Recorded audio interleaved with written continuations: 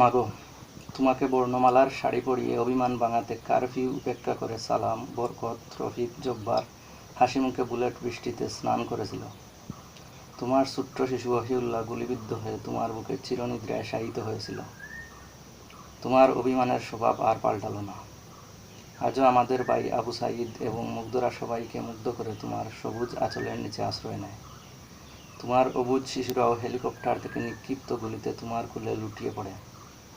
তোমার সন্তানকে পুলিশ যখন মুখ চেপে বাকরুদ্ধ করে, তখন অপার থেকে খাজা নাজমুদ্দিন এবং ইয়াহিয়া খানরা হাসাহাসি করে।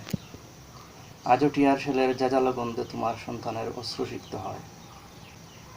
যখন ছাত্র এবং শিক্ষকদের উপর হামলা এবং গণহারে গ্রেফতার করা হয়, তখন তারা চিৎকার করে বলে, আমার ছোট বোন একা রয়েছে।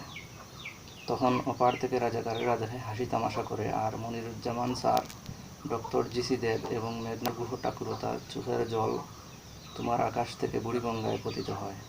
যখন বোনদের উপর অত্যাচার করা হয়, তখন রাইফেল খাদে জঙ্গলে ঘুরে বেড়ানো মুক্তি সেনাদের চোখের জিলিকে আকাশে বিদ্যুৎ চমকায়।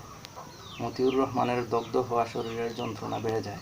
16ই ডিসেম্বর পূর্বাকাশে তোমার হাসি দেখে সবাই খুশিতে আত্মহারা হয়েছিল, কিন্তু তোমার অভিমানের স্বভাব পাল্টালো না। আজও নারী শিশুসহ শত শত মানুষ তোমার সবুজ আঁচল খুঁজে।